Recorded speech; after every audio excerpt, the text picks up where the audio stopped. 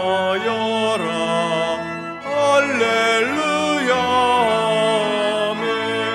찬양은 끝없다. 할렐루야 아멘. 거룩한 집에서 은총길이며 늘 찬송 부르자. 할렐루야 아멘. 여호와의 율법은 완전하여 영혼을 소생시키시며 여호와의 증거는 확실하여 우둔한 자를 지혜롭게 하며 여호와의 교훈은 정직하여 마음을 기쁘게 하고 여호와의 계명은 순결하여 눈을 밝게 하시도다.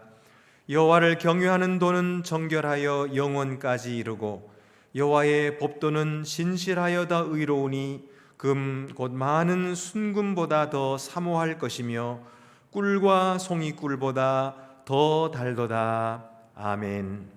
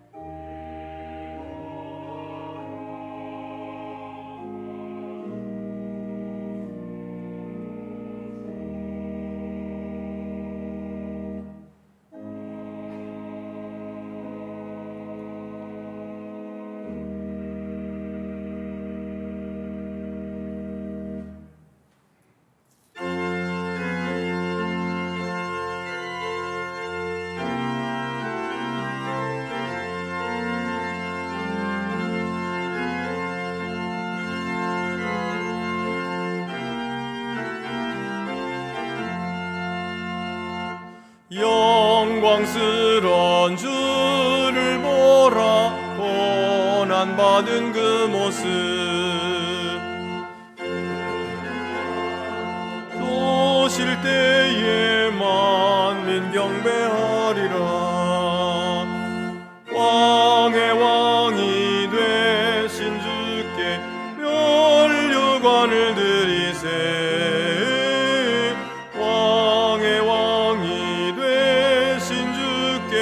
면류관을 드리세.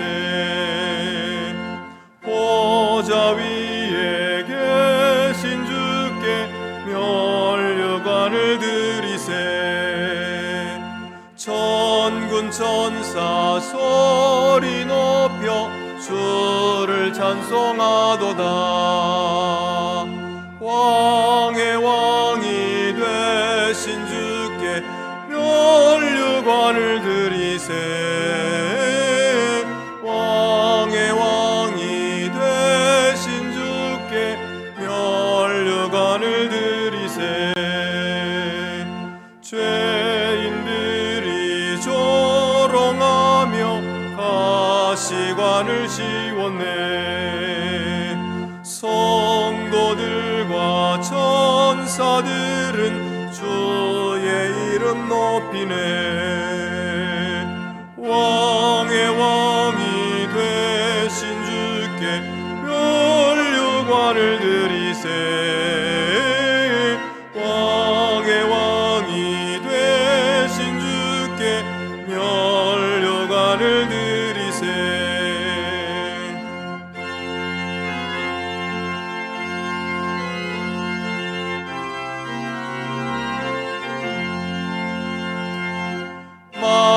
만민들의 찬송소리 하늘 높이 퍼진다.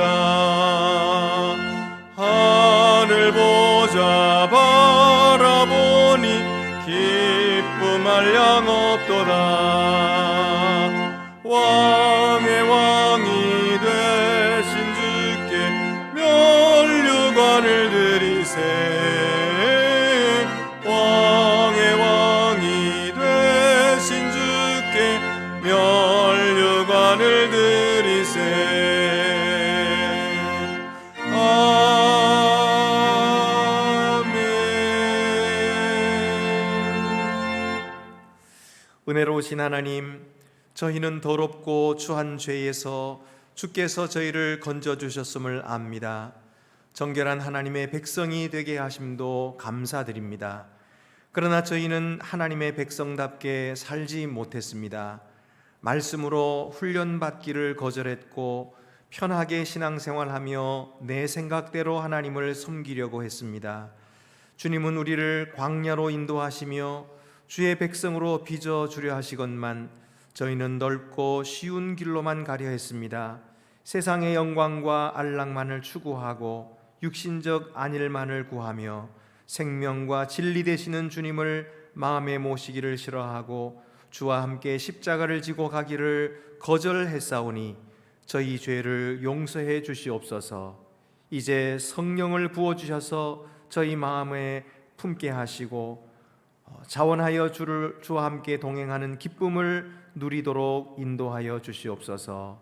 지금은 하나님과 나만이 아는 죄를 생각하며 묵묵히 참회의 기도를 계속합니다.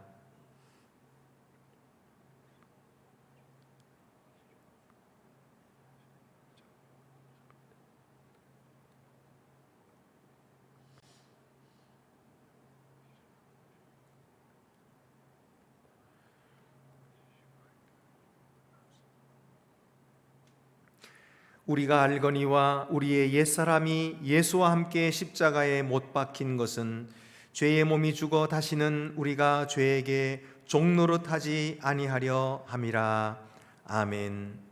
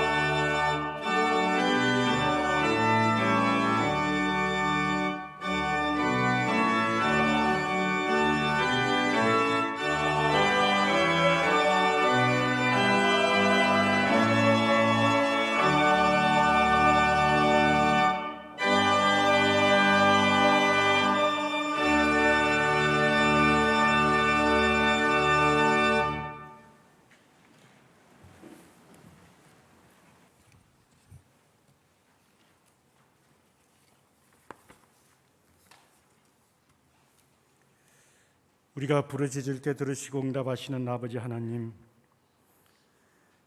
주님은 우리의 도움이시오 구원의 하나님이시나이다. 아버지 권능과 사랑을 감사하며 찬양드리나이다.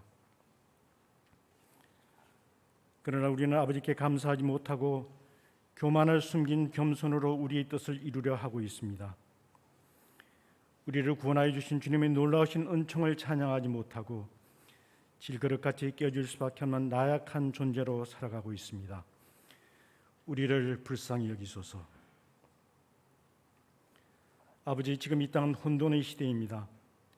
사탄의 세력들이 임금과 민주라는 미명 아래 하나님의 창조 질서에 반하는 일들을 행하고 있습니다.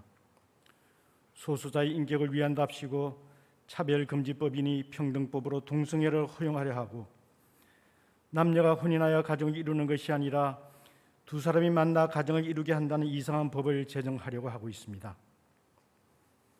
하나님은 남자와 여자를 만드시고 생육하고 번성하고 축복하셨는데 이런 법으로 말미암아 가정과 하나님의 공동체가 파괴될 것이오니 주님이시여 이 법을 막아 주시옵소서. 이 땅의 교회들로 선지자들이 되게 하시고 주님의 공의를 선포하게 하시옵소서. 아버지, 지금 이 땅은 통치라는 이름으로 온갖 잘못된 일들이 자행되고 있습니다. 몰입에 들어가 결탁하여 국민들의 피땀을 빼먹고 치부한 어둠의 세력들이 이 땅을 지배하고자 획책하고 있습니다. 이들이 말하는 평등은 자유가 없는 노예의 평등입니다. 더구나 중국 공산당은 중화패권주의를 표방하면서 우리의 주권을 침해하고 있습니다. 악한 자를 들어 쓰시기도 하시는 아버지 하나님, 타락한 종교 지도자들과 불의한 귀족들이 온갖 악행을 저질렀던 유다에게 느부갓네살을 통하여 이스라엘을 치시고 심판하신 아버지 하나님, 그러나 우리를 불쌍히 여기시고 우리들로 통행의 무릎을 꿇게 하시며 이 땅을 다시 구하여 주시옵소서. 슬픔과 불평으로 시작했던 하박국이었지만 결국 기쁨과 감사로 위대한 승리의 삶을 산 선지자 하박국처럼 역사는 하나님의 절대 주권적인 사역 안에서 이루어진다는 믿음으로 살게 하시옵소서. 오늘도 혹한 속에서 힘들게 살고 있는 북녘 땅의 주민들을 불쌍히 여기시고 그들과 함께하여 주시옵소서. 힘든 삶을 잘 이겨내게 하시고 그곳에서도 조속히 자유의 꽃이 피게 하시옵소서. 광풍을 잠재우신 주님, 거센 풍랑 속에서도 예수님만을 바라보며 어려움을 이겨낸 제자들 같이 우리도 오직 주님만을 의지하고 바라는 믿음으로 살게 하여 주시옵소서. 주님 주시는 평강 속에서 세미하신 주님의 음성을 들을 수 있는 우리들 되게 하여 주시옵소서. 어떠한 처지에서도 염려하거나 두려워하지 말게 하시고 환난 날에도 주님께서 필요한 지혜와 힘을 공급해 주실 줄을 믿고 아무것도 염려하지 말게 하시옵소서. 오직 주님만을 바라고 의지함이 승리하는 삶이며 축복임을 고백하는 귀한 삶이 되게 하여 주시옵소서. 이 시간 찬양대의 찬양을 기뻐 받으시오며 오늘도 강단에서는 성령으로 인도된 말씀만이 선포되게 하시옵소서. 예수님의 이름으로 기도드리나이다. 아멘. 하늘에 계신 우리 아버지 이름을 거룩하게 하시며 아버지의 나라가 오게 하시며 아버지의 뜻이 하늘에서와 같이 이 땅에서도 이루어지게 하소서. 오늘 우리에게 일용할 양식을 주시고 우리가 우리에게 잘못한 사람을 용서해 준 것 같이 우리의 죄를 용서해 주시고 우리를 시험에 빠지지 않게 하시고 악에서 구하소서. 나라와 권능과 영광이 영원히 아버지의 것입니다. 아멘.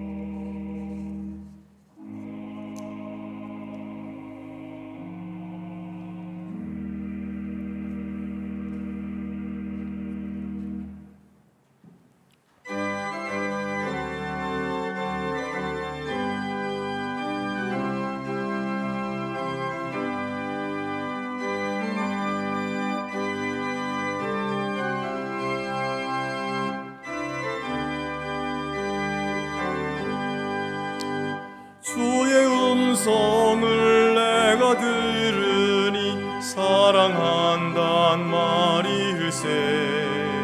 믿는 마음으로 주께 가오니 나를 영접하소서. 내가 매일 십자가 앞에 더 가까이 가오니 구세주의 흘린 보배 비로소 나를 정케 하소서. 주여 넓으신 은혜 베푸사 나를 받아주시고 나의 품은 뜻 주의 뜻같이 되게 하여 주소서. 내가 매일 십자가 앞에 더 가까이 가오니 구세주의 흘린 보배 비로소 나를 정케 하소서. 주의 보좌로 나아갈 때에 어찌하니 기쁠까. 주의 얼굴을 항상 배우니 더욱 친근합니다. 내가 매일 십자가 앞에 더 가까이 가오니 구세주의 보배 비로소 나를 정케 하소서.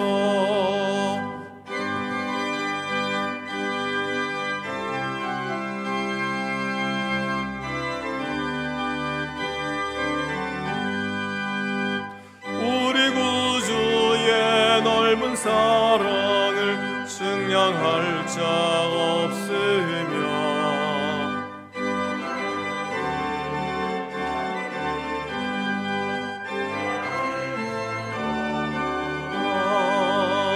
내가 매일 십자가 앞에 더 가까이 가오니 구세주의 흘린 보배 비로소 나를 정케 하소서.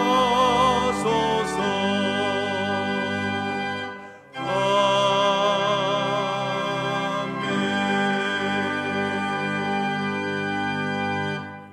주보를 참고하시고 봉헌 드리시겠습니다. 주 우리 하나님께 감사함으로 예물을 드립시다.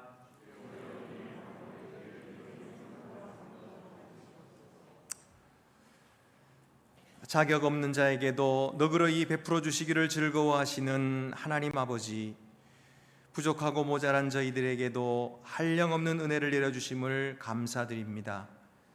저희는 지은 죄로 인해 심판과 저주를 받아 마땅한 자들이었습니다. 그러나 주께서는 자비와 긍휼이 풍성하셔서 저희 죄를 대신하여 주의 아들 예수 그리스도가 십자가에 죽게 하심으로 저희를 그 핏값으로 사셔서 주의 자녀가 되게 하셨습니다. 뿐만 아니라 분에 넘치는 복을 내려주셔서 항상 부족함이 없이 살게 하셨습니다. 이 모든 사랑과 은혜를 어찌 갚을 수가 있겠습니까?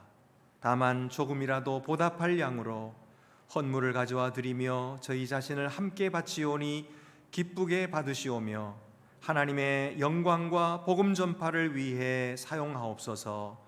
우리 주 예수 그리스도의 이름으로 봉헌 기도 드립니다. 아멘. 모두 자리에 앉으시겠습니다.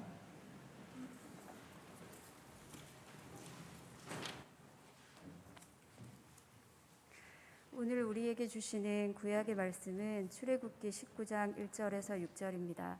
구약 성경 110쪽에 있습니다.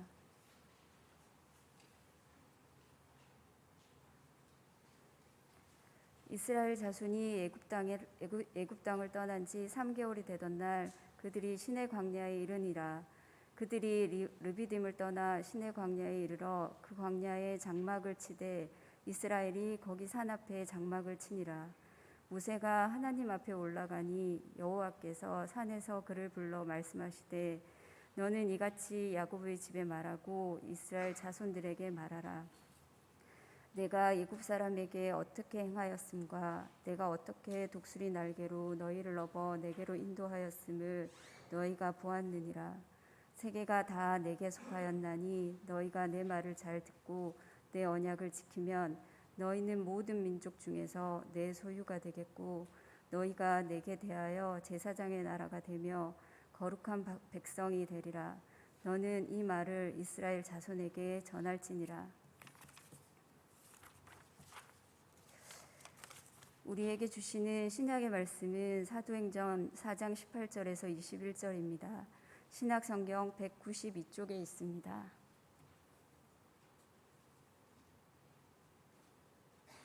그들을 불러 경고하여 도무지 예수의 이름으로 말하지도 말고 가르치지도 말라 하니 베드로와 요한이 대답하여 이르되 하나님 앞에서 너희의 말을 듣는 것이 하나님의 말씀을 듣는 것보다 옳은가 판단하라. 우리는 보고 들은 것을 말하지 아니할 수가 없다 하니 관리들이 백성들 때문에 그들을 어떻게 처벌할지 방법을 찾지 못하고 다시 위협하여 놓아주었으니 이는 모든 사람이 그 된 일을 보고 하나님께 영광을 돌림이라. 아멘.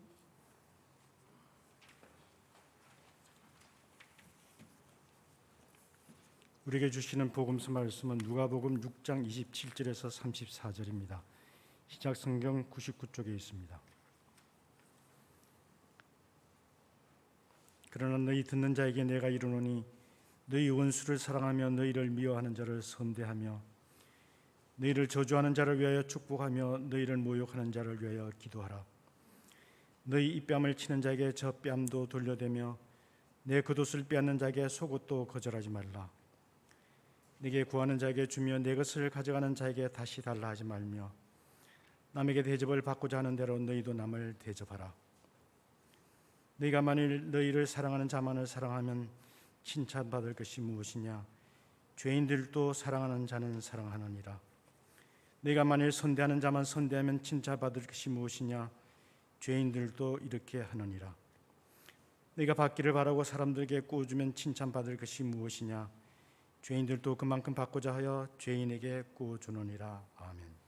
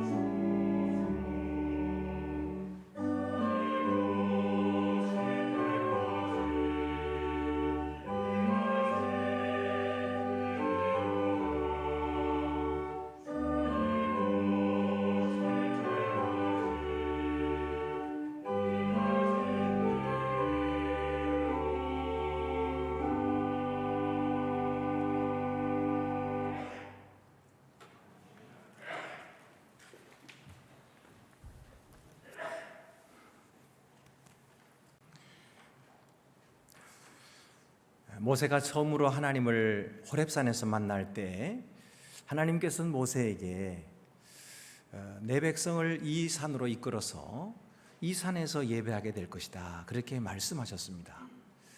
그리고 그 예언의 말씀이 그대로 이루어졌습니다. 모세가 바로 앞에 나가가지고 내 백성을 보내라, 내 백성이 광야로 가서 하나님께 예배하라 하노라, 그렇게 말했지만은 바로는 듣지 않았습니다. 계속해서 그 말을 거절하고 백성을 도와주지 않았지만 결국 하나님의 능력으로 그 백성은 놓여지게 되고 해방을 받게 되었습니다. 그리고 드디어 이 산에 와서 하나님께 예배하게 된 것이죠. 모세가 하나님 만났던 그 호렙산이나 지금 다시 이스라엘 백성이 온 시내산은 같은 산입니다. 호렙산은 그 지역에 있는 산맥도 산들을 호렙산이라 그렇게 말하고, 시내산은 그 중에 특별한 산을 시내산이라 그렇게 부르는 것이죠. 어쨌든 이 시내산에 오게 된 이스라엘 백성들이 그 시내산에서 하나님을 만나고 하나님의 음성을 듣고 하나님께 예배를 하게 됩니다.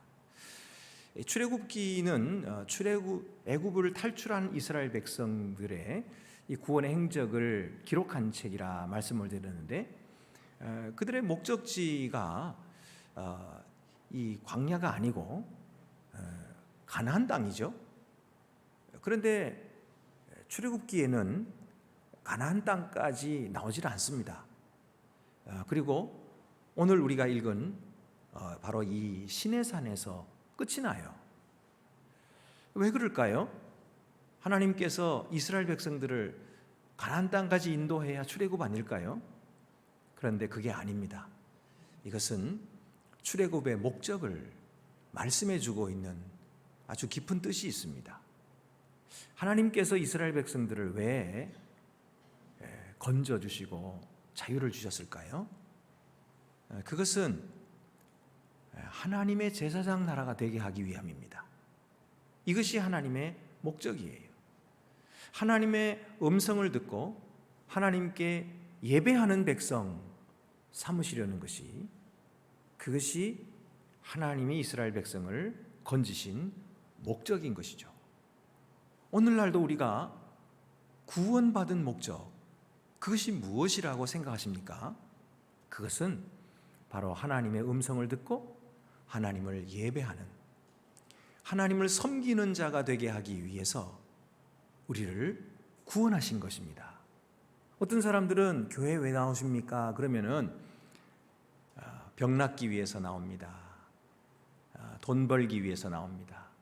하나님의 사업에 성공하게 해주시라고 빌기 위해서 나옵니다. 그렇게 말씀하시는 분이 계십니다. 그것이 틀렸다는 것은 아니에요. 하나님은 그런 육신의 질병도 고쳐주시고, 또 기도하면 하나님께서는 필요한 돈도 허락하여 주십니다. 그러나 그것이 우리의 구원의 목적이 아닌 것입니다. 하나님이 우리를 구원하신 목적은 하나님의 음성을 들으며 그의 앞에 예배하는 자가 되게 하기 위함입니다. 예수님 당시에 예수님께서 보리떡 5개와 물고기 2마리로 5,000명을 먹이는 기적을 베풀자 사람들이 그 떡을 먹고 놀랐습니다. 이분이야말로 하나님이 보내주신 메시아구나. 그리고는 예수님을 따랐습니다. 그런데 예수님의 말씀 한마디를 듣고 그들이 모두 예수님을 떠나가고 말았어요. 예수님의 그 설교가 무슨 설교였냐 하면, 너희가 떡을 먹고 나를 찾는구나. 모세가 하늘에서 떡을 내렸지만은, 그러나 하나님께서는 인자를 통하여 영생의 떡을 주시느니라. 모세가 주는 떡을 먹은 사람마다 다 죽었지만은 내가 주는 떡은 영원토록 그에게 생명을 주는 것이다. 그러면서 하시는 말씀이, 내 살은 참된 양식이요 내 피는 참된 음료로다. 그렇게 말씀하셨어요. 그러자 그 말씀을 듣고 사람들이 모두 뒤로 돌아서 예수님을 떠나고 말았다는 것입니다. 그들은 예수님께 무엇을 기대했습니까? 육신적인 떡을 기대한 거예요. 그런데 예수님께서 주시려고 하는 것은 그것이 아니라 하늘로부터 내리시는 참떡을 주시려고 하시는 거예요.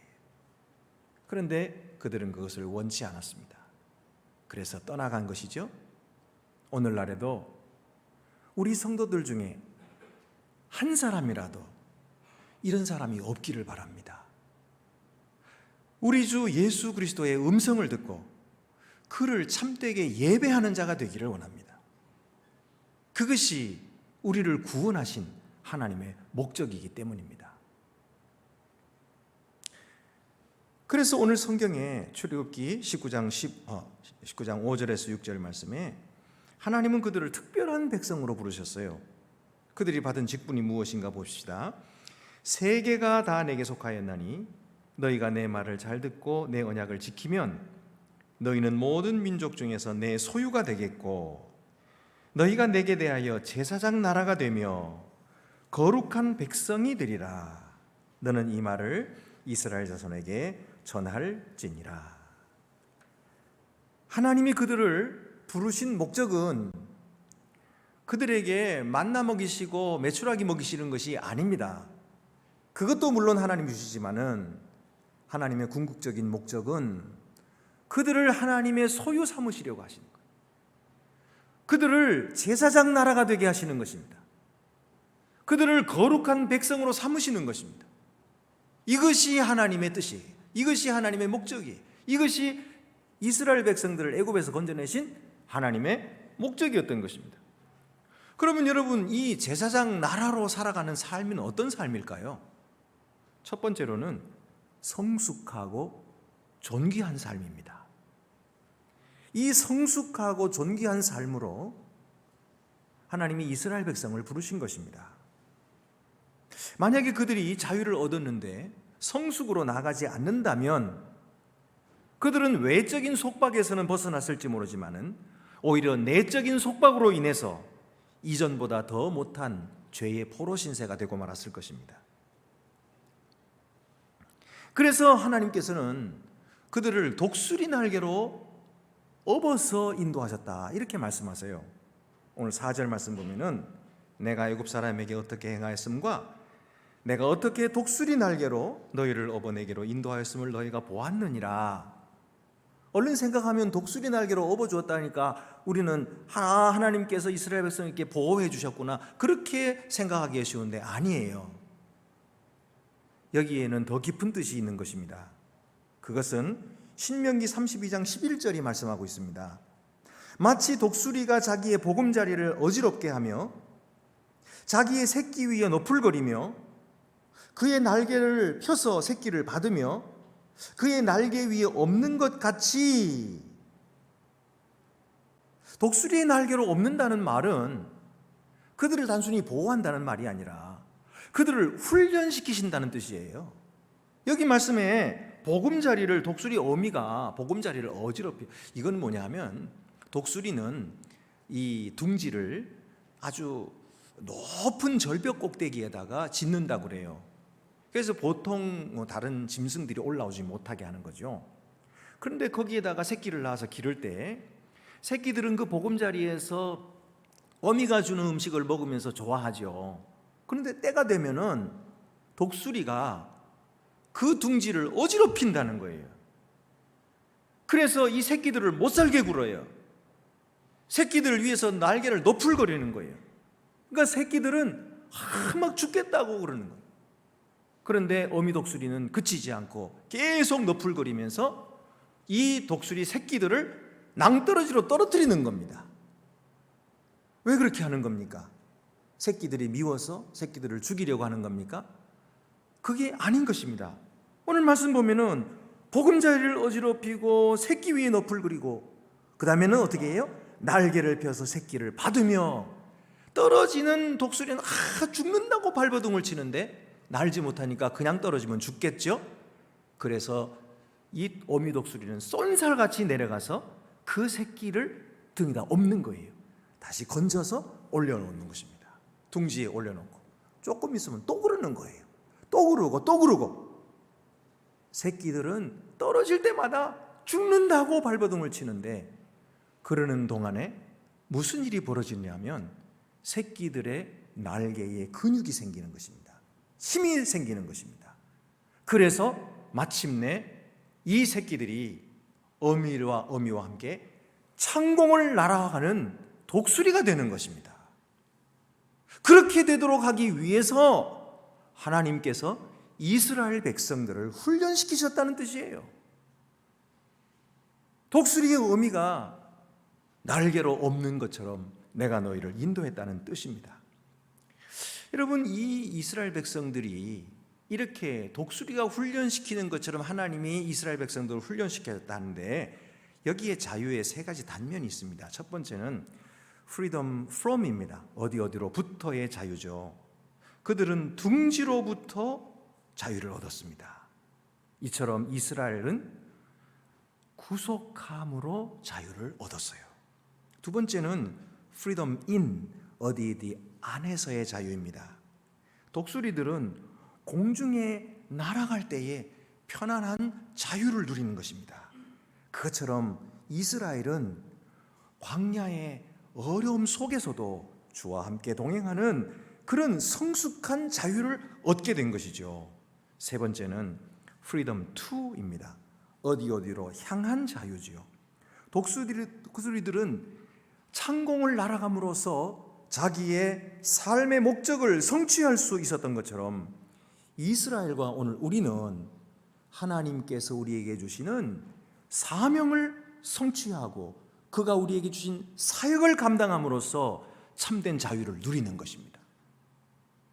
그래서 참된 자유의 뜻은 우리가 나쁜 일을 행하는 것으로부터 자유를 얻게 된 것이고 선을 행할 수 있는 자유를 얻은 것이며 이 땅에서 하나님의 뜻을 실천할 자유를 얻었다는 뜻입니다. 애굽에서 이스라엘 백성들은 그저 지친 몸에 불과했었습니다. 그래서 주인에게 끌려다니는 노예일 뿐이었습니다. 그러나 하나님께서는 그들에게 더 좋은 계획을 갖고 계셨는데 그것은 그들을 특별한 백성으로 삼으시는 것이었고 그들을 온 세상을 위한 복으로 사용하시는 것이었습니다. 그래서 너희는 내 소유라 그렇게 말씀하신 거예요. 다른 민족들도 다 하나님이 창조하신 하나님의 소유죠. 그러나 이 이스라엘 민족은 하나님께서 특별히 보석같이 소유하시는 그런 존재로 선택하셨다는 뜻입니다. 또 제사장 나라 거룩한 백성이라 하셨는데 이것은 유대인들만 특별히 이렇게 선택되어지고 구별되어졌다 그런 뜻이 아니고 오늘 그리스도를 믿는 우리들을 하나님께서 거룩한 나라요 제사장 백성으로 삼으셨다는 뜻입니다. 베드로전서 2장 9절 말씀 그러나 너희는 택하신 족속이요 왕같은 제사장들이요 거룩한 나라요 그의 소유가 된 백성이니 이는 너희를 어두운 데서 불러내어 그의 기이한 빛에 들어가게 하시니에 아름다운 덕을 선포하게 하려 하심이라. 그렇습니다, 여러분. 우리들은 예수 그리스도 안에서 거룩한 백성이 되었습니다. 택하신 족속이 되었습니다. 왕같은 제사장들이 되었습니다.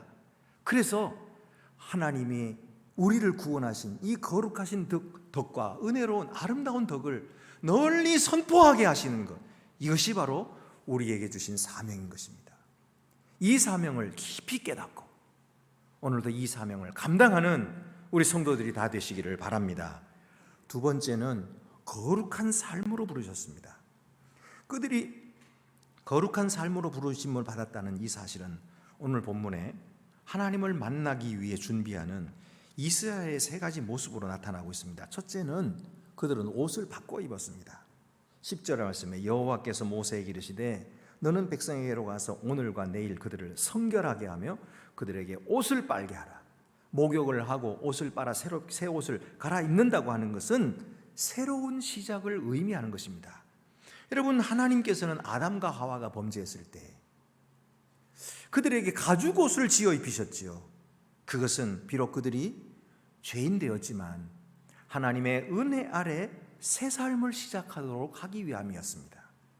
또 야곱과 그의 가족들도 큰 재난을 겪은 후에 우리가 하나님을 떠났었구나 하는 것을 깨닫고 의복을 바꾸어 입고 하나님의 집 베델로 올라갔습니다. 그들은 하나님 앞에서 새롭게 결단하는 그 모습이 바로 옷을 갈아입는 것이었던 것이죠.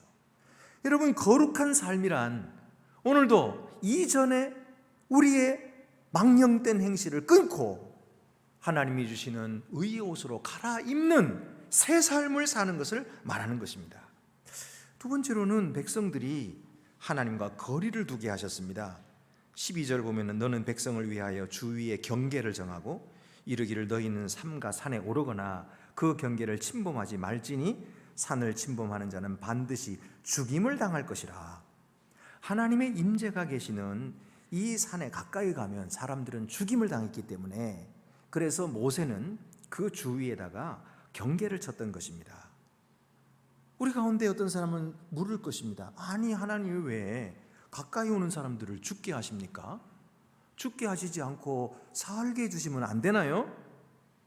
이렇게 묻는 것은 아직도 우리가 하나님의 거룩하심을 잘 모른다는 뜻입니다.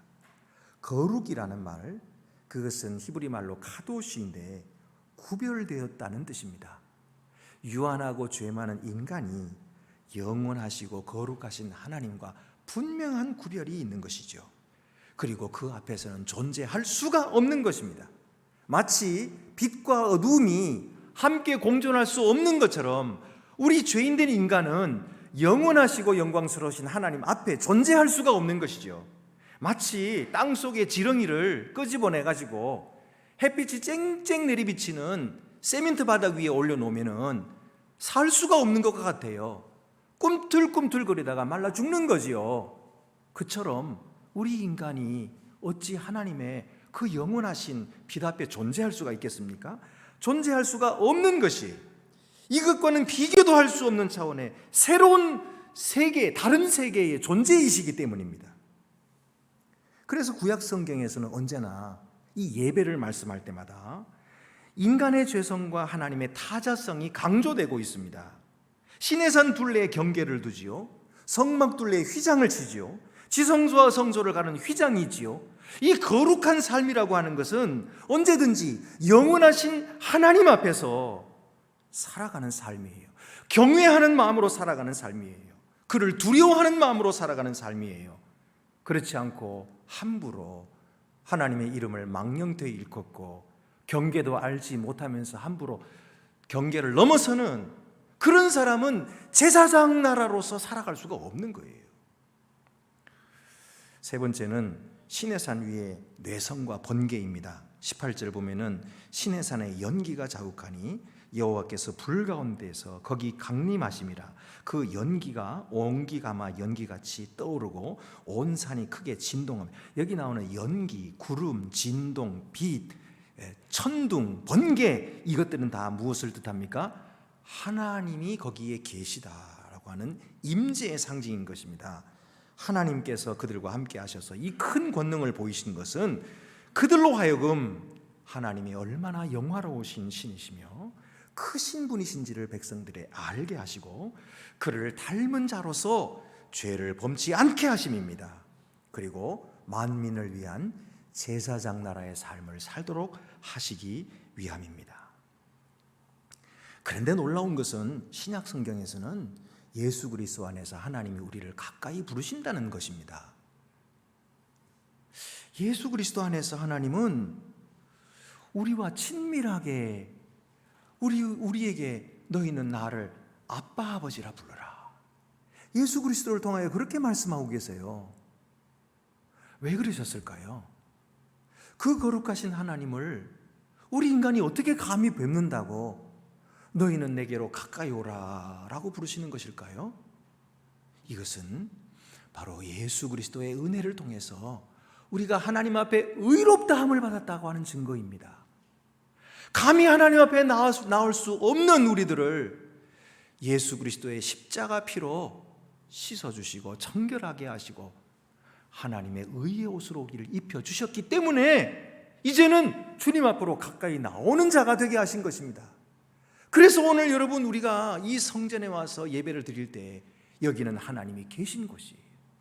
하나님 우리와 함께 계신 이곳에서 감히 우리가 하나님께 얼굴을 들고 예배를 할 수 있는 것은 우리 주 예수 그리스도의 은혜 때문입니다.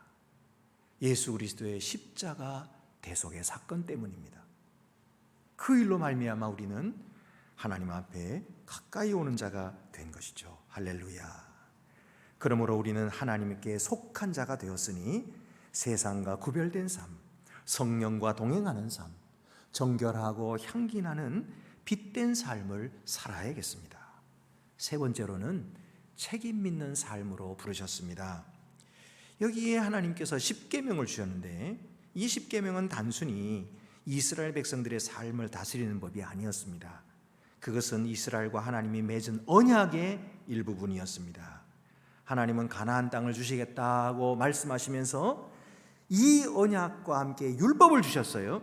이 율법을 잘 지키면 너희는 나의 소유가 되고 그리고 너희가 그 땅을 차지할 것이며 그 땅을 누릴 것이다. 그러나 만약 이 율법을 버리고 불순종하면 그 땅은 황폐하게 될 것이고 나는 너희로 인하여 슬퍼할 것이며 너희는 그 땅에서 쫓겨나게 될 것이라고 말씀하셨어요. 그러니까 이 율법이라고 하는 것은 그들과 하나님 사이에 맺은 계약을 뜻하는 것이에요. 이것을 계속해서 잘 지키는 자는 하나님의 거룩한 백성으로 살아갈 수 있어요. 그러나 이 계명을 잊어버리고 하나님을 섬기지 않기 시작하면 하나님과의 관계가 깨져버려서, 그래서 그들에게 주신 모든 축복들을 뺏겨버리고 만다는 것입니다. 그러면 법은 유대인이나 헬라인이나 다 구원해 주시기 위해서 주신 것이 아닐까요? 아닙니다. 법은 구원의 방편이 될 수가 없습니다. 법은 아무리 잘 지켜도, 아무리 다 지킨다고 해도 생명을 얻지를 못합니다. 왜냐하면 법은 당연히 지키는 것이기 때문이지요. 우리가 길가에 가다가 신호등을 보고 건너잖아요. 신호등을 잘 지켰다고 누가 우리에게 상 줍니까? 아니죠. 법은 당연히 지켜야 되는 거예요. 그처럼 하나님의 법도 잘 지켰다고 해서 그것이 의롭다 함을 얻는 것이 되지 못합니다. 그래서 갈라디아서 2장 16절에 보면은 사람이 의롭게 되는 것은 율법의 행위로 말미암음이 아니요 오직 예수 그리스도를 믿음으로 말미암는 줄을 알므로 우리가 그리스도 예수를 믿나니 이는 우리가 율법의 행위로서가 아니고 그리스도를 믿음으로써 의롭다함을 얻으려 함이라. 율법의 행위로서는 의롭다함을 얻을 육체가 없느니라 라고 선포하셨어요. 사람이 의롭다함을 얻고 구원함을 얻는다고 하는 것은 선행의 보상으로 얻는 것이 아닙니다. 오직 주 예수 그리스도를 믿음으로 하나님께서 거저 주시는 선물을 받은 것이에요. 이것을 은혜라고 하는 것이죠.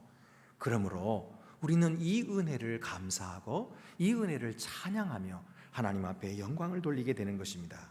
그래서 에베소서 2장 8절 9절에 너희는 그 은혜에 의하여 믿음으로 말미암아 구원을 얻었나니 이것이 너희에게서 난 것이 아니요 하나님의 선물이라.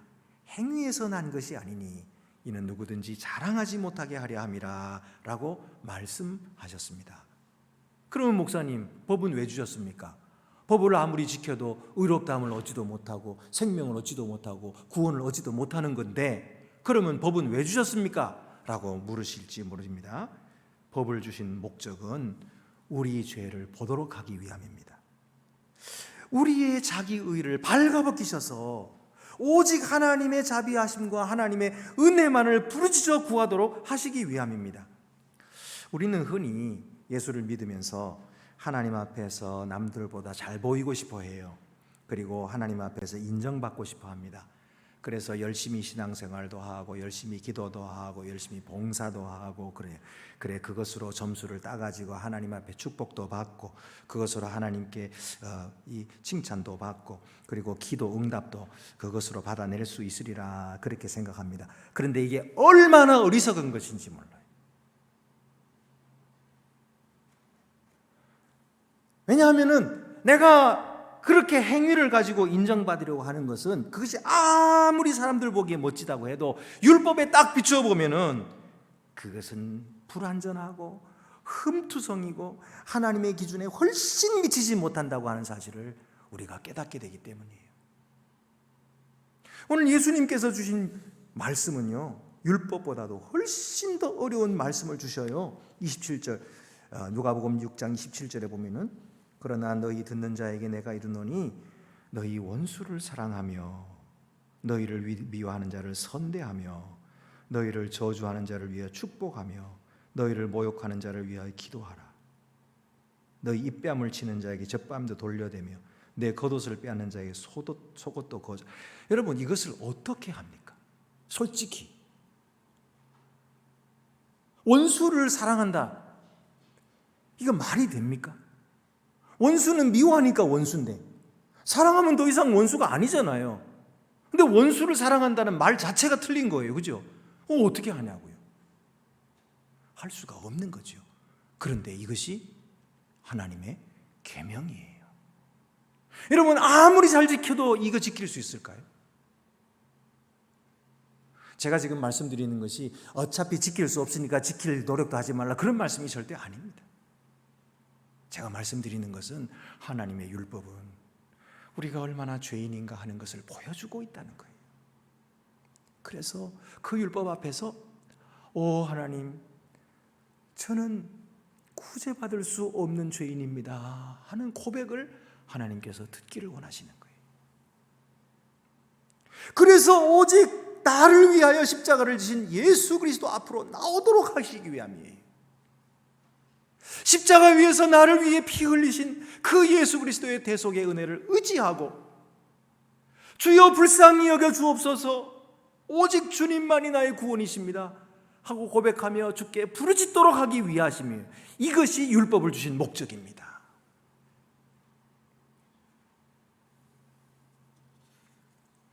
그래서 예수 앞으로 나오게 하신 거죠. 예수 그리스도의 십자가 사랑을 깨닫게 하시는 것이에요. 그래서 그 사랑에 감격하고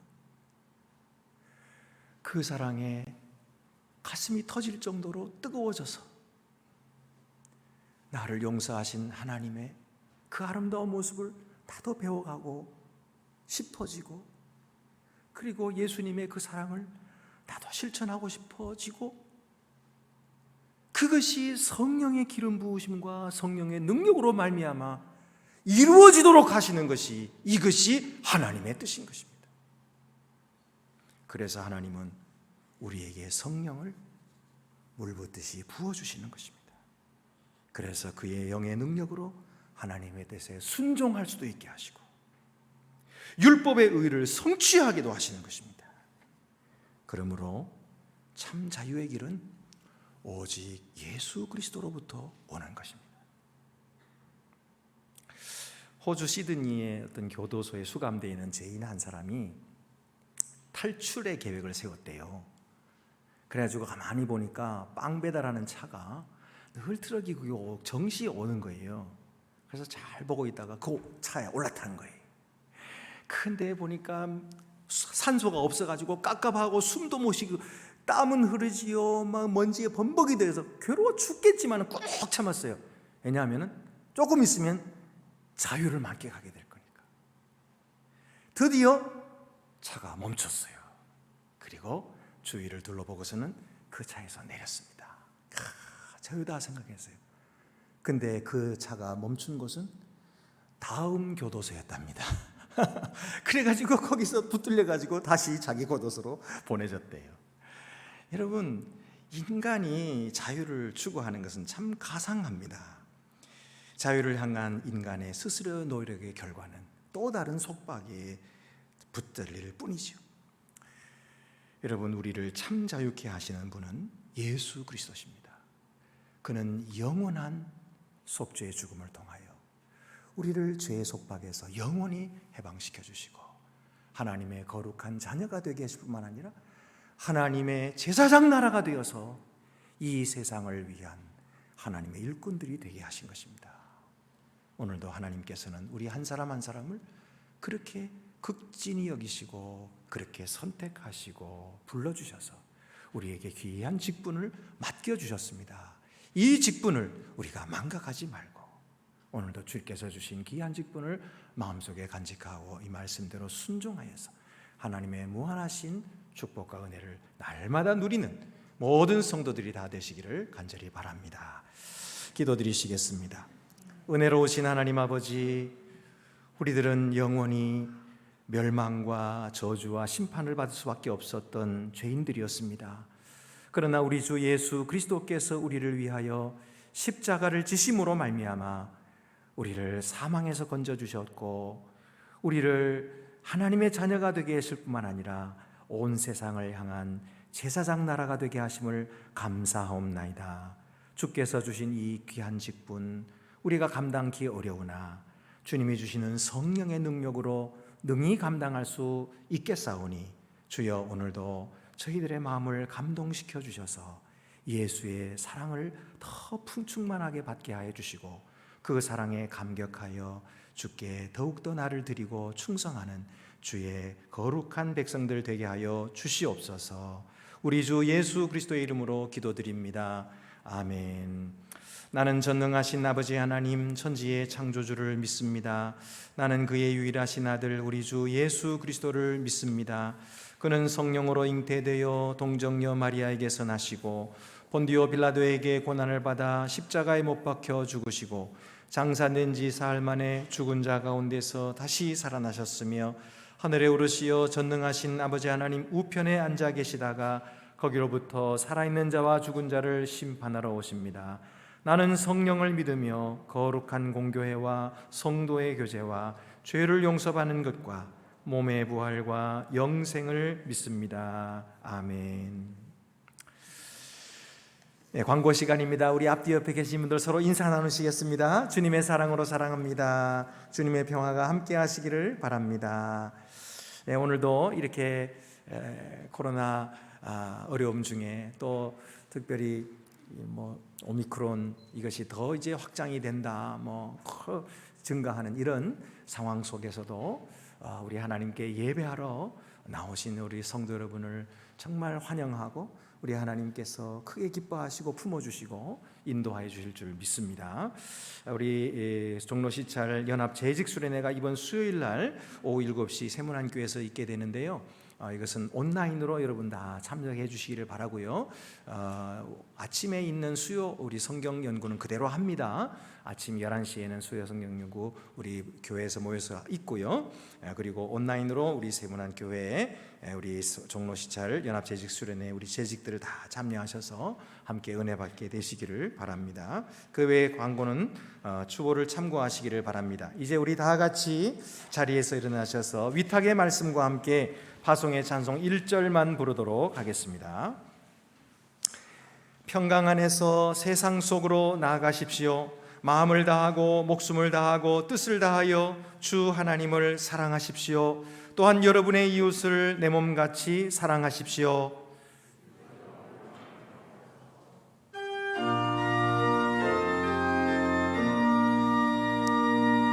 주님의 평화가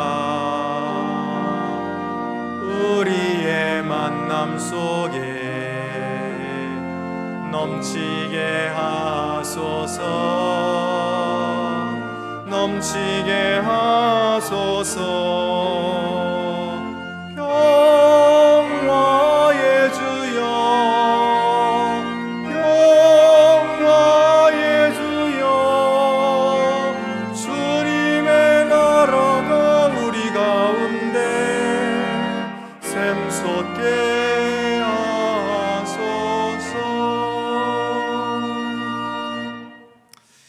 이제는 우리를 위해 육신을 입으시고 세상에 오신 주 예수 그리스도의 은혜와 임마누엘 주 예수를 보내셔서 우리와 함께 거하시기를 기뻐하시는 아버지 하나님의 사랑과 우리 안에 늘 계셔서 주의 뜻을 알게 하시고 인도하시는 성령의 교통하심이 항상 주의 음성 듣기를 사모하여 주께 즐거이 나와 예배하는 거룩한 주의 백성들 위해 이제와 영원히 함께 하옵시기를 간절히 축원하옵나이다. 아멘.